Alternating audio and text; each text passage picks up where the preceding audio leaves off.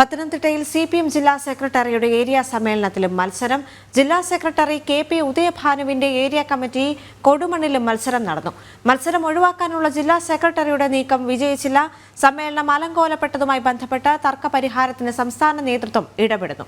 സമവായ ശ്രമങ്ങൾക്ക് സംസ്ഥാന സെക്രട്ടറി MV ഗോവിന്ദൻ പങ്കെടുക്കുന്ന പത്തനംതിട്ട ജില്ലാ സെക്രട്ടേറിയറ്റ് യോഗം തുടങ്ങി. വിവരങ്ങളുമായി മിഥുൻ മുരളി ചേർന്നുണ്ട്. മിഥുൻ, അവിടെ നിന്ന് ലഭിക്കുന്ന ഏറ്റവും പുതിയ വിവരങ്ങൾ.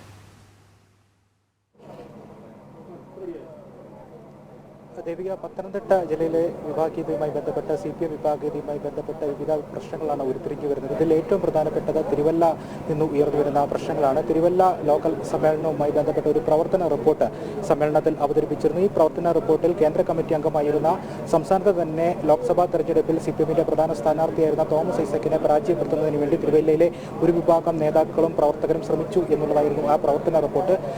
ഈ തിരുവല്ല ലോക്കൽ മുൻ സെക്രട്ടറി ആയിരുന്ന CC സജിമോനുമായി ബന്ധപ്പെട്ടുള്ള ഒരു വിഷയത്തിൽ തോമസ് ഐസക് സ്വീകരിച്ച നിലപാട്, അല്ലെങ്കിൽ തോമസ് ഐസക് ഉൾപ്പെടെയുള്ള നേതാക്കൾ ഈ CC സജിമോനെ പാർട്ടിയിൽ നിന്ന് പുറത്താക്കുന്നതിന് വേണ്ടി റിപ്പോർട്ട് ചെയ്തതുമായി ബന്ധപ്പെട്ട് തോമസ് ഐസക്കിനെതിരെ പ്രതികാര നടപടിയോടുകൂടി തോമസ് ഐസക്കിനെ തെരഞ്ഞെടുപ്പിൽ പരാജയപ്പെടുത്തുന്നതിന് വേണ്ടി CC സജിമോനുമായി ബന്ധപ്പെട്ട ഒരു വിഭാഗം നേതാക്കളും പ്രവർത്തകരും ശ്രമിച്ചു എന്നുള്ളതായിരുന്നു ഈ പ്രവർത്തന റിപ്പോർട്ടിലെ ഏറ്റവും പ്രധാനപ്പെട്ട കാര്യം. അതോടൊപ്പം തിരുവല്ലയിൽ പാർട്ടി രണ്ട് തട്ടിലായിട്ടാണ് പ്രവർത്തിക്കുന്നതെന്നും കടുത്ത വിഭാഗീയത ചൂണ്ടിക്കാണിച്ചുകൊണ്ട് സൂചിപ്പിക്കുന്നുണ്ട്. ഇത്തരം കാര്യങ്ങൾ ചൂണ്ടിക്കാണിച്ചുകൊണ്ട് ഈ ലോക്കൽ സമ്മേളനത്തിൽ നേതാക്കൾ പ്രവർത്തകരും രണ്ട് വിഭാഗങ്ങളായി ചേരിതിരിഞ്ഞുകൊണ്ട് തമ്മിൽ തല്ലി വലിയ വാഗ്വാദങ്ങൾ ഉണ്ടാവുകയും പ്രശ്നങ്ങൾ ഉണ്ടാവുകയും ചെയ്ത് രണ്ട് തവണ ലോക്കൽ സമ്മേളനം നിർത്തിവെക്കേണ്ട സാഹചര്യവും ഉണ്ടായിരുന്നു. ഇങ്ങനെ ഡിസംബർ 11-ാം തീയതി ഏരിയ സമ്മേളനം, തിരുവല്ല ഏരിയ സമ്മേളനം ചേരാനിരിക്കുകയാണ്. ഈ ഏരിയ സമ്മേളനത്തിന് മുൻപായിട്ട് ഈ സമവായ ശ്രമം ഉണ്ടാക്കുന്നതിന് വേണ്ടി, പൂർണ്ണമായി പ്രശ്നങ്ങൾ പരിഹരിക്കുന്നതിന് വേണ്ടിയുള്ള ശ്രമങ്ങളുടെ ഭാഗമായിട്ടാണ് ഇപ്പോൾ ജില്ലാ കമ്മിറ്റി ഓഫീസിൽ ജില്ലാ സെക്രട്ടേറിയറ്റ് യോഗം ചേരുന്നത്. തിരുവല്ലയിൽ നിന്നുള്ള പ്രവർത്തകർ പ്രധാനമായിട്ടും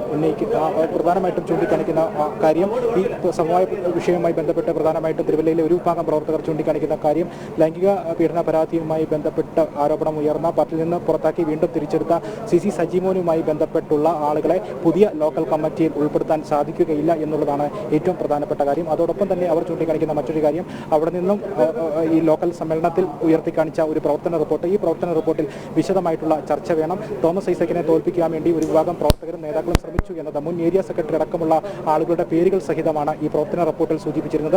ഇത് കൃത്യമായി ലോക്കൽ സമ്മേളനം ചേർന്നുകൊണ്ട് ഈ വിഷയം ചർച്ച ചെയ്യണം എന്നുള്ളതാണ് ഈ തിരുവല്ലയിലെ ഒരു വിഭാഗം പ്രവർത്തകർ ചൂണ്ടിക്കാണിക്കുന്ന പ്രധാനപ്പെട്ട കാര്യം. ഈ വിഷയത്തിൽ ഒരു സമവായം ഉണ്ടാകുമോ എന്നുള്ളതാണ് ഉറ്റുനോക്കാനുള്ളത്. ഇപ്പോൾ ജില്ലാ കമ്മിറ്റി യോഗത്തിൽ സംസ്ഥാന സെക്രട്ടറിയുടെ നേതൃത്വത്തിൽ ചേർന്ന സെക്രട്ടേറിയറ്റ് യോഗം പുരോഗമിച്ചുകൊണ്ടിരിക്കുകയാണ്. അതിനുശേഷം തിരുവല്ല ഏരിയ കമ്മിറ്റി യോഗവും തിരുവല്ല ലോക്കൽ കമ്മിറ്റി യോഗവും വിളിച്ചിട്ടുണ്ട്. ഏരിയ കമ്മിറ്റിയിൽ നിന്നും ലോക്കൽ കമ്മിറ്റിയിൽ നിന്നുള്ള ആളുകൾ ഇപ്പോൾ ജില്ലാ കമ്മിറ്റി ഓഫീസിലേക്ക് എത്തിയിട്ടുണ്ട്. ഈ ജില്ലാ സെക്രട്ടേറിയറ്റ് യോഗം ചേർന്നതിന് ശേഷമായിരിക്കും ഒരു തീരുമാനമെടുത്തതിന് ശേഷം അത് സമവായ ശ്രമങ്ങളുടെ ഭാഗമായിട്ട് നേരത്തെ കരുനാഗപ്പള്ളിയിൽ സ്വീകരിച്ച പോലെ ഏതെങ്കിലും അഡ്ഹോക് കമ്മിറ്റി രൂപീകരിക്കുക എന്നുള്ളതോ, അല്ലെങ്കിൽ ഏതെങ്കിലും സമവായ ശ്രമങ്ങൾ ഉണ്ടാകുമോ എന്നുള്ളത് ഈ ഏരിയ കമ്മിറ്റിയും ഒപ്പം തന്നെ ലോക്കൽ കമ്മിറ്റിയും അറിയിക്കേണ്ടതുണ്ട്. ഏരിയ കമ്മിറ്റിയിലെ ലോക്കൽ കമ്മിറ്റിയിലെ നേതാക്കൾ അത് അംഗീകരിച്ചാൽ മാത്രമേ ഉള്ളൂ ഈ സമവായ ഫോർമുല, അതെന്ത് തന്നെയായാലും അഡ്ഹോക് കമ്മിറ്റി ആയാലും മറ്റെന്തെങ്കിലും ഫോർമുലയാണെങ്കിൽ അത് പ്രവർത്തനത്തിൽ വരികയുമുള്ളൂ. എന്തായാലും ഡിസംബർ 11-ന് തിരുവല്ല ഏരിയ കമ്മിറ്റി ചേരേണ്ടതുണ്ട്. അതിന് മുൻപായിട്ട് സമവായ ശ്രമങ്ങൾ ഉണ്ടാക്കുക,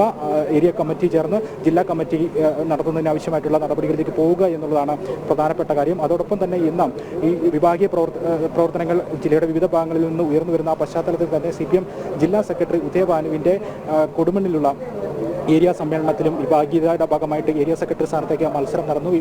KP ഉദയഭാനുവിന്റെ വിശ്വസ്തനായിട്ടുള്ള രാജീവ് കുമാറാണ് അവിടെ ഏരിയ സെക്രട്ടറിയായി തെരഞ്ഞെടുക്കപ്പെട്ടത്. മറ്റൊരു ആൾ പ്രസന്നൻ എന്ന് പറയുന്ന ആളെ 13 പ്രതിനിധികളുടെ പിന്തുണയോടുകൂടിയാണ് തോൽപ്പിച്ച് ഏരിയ സെക്രട്ടറിയായി തെരഞ്ഞെടുക്കപ്പെട്ടിരിക്കുന്നത്. ഇങ്ങനെ വിഭാഗീയ പ്രശ്നങ്ങൾ ജില്ലയുടെ വിവിധ ഭാഗങ്ങളിൽ നിലനിൽക്കുന്നു. അത് പരിഹരിക്കുക എന്നുള്ള ഉദ്ദേശത്തോടു കൂടി തന്നെയാണ് ഇപ്പോൾ ജില്ലാ സെക്രട്ടേറിയറ്റ് ചേർന്നുകൊണ്ടിരിക്കുന്നത്. ശരി മിത്ര.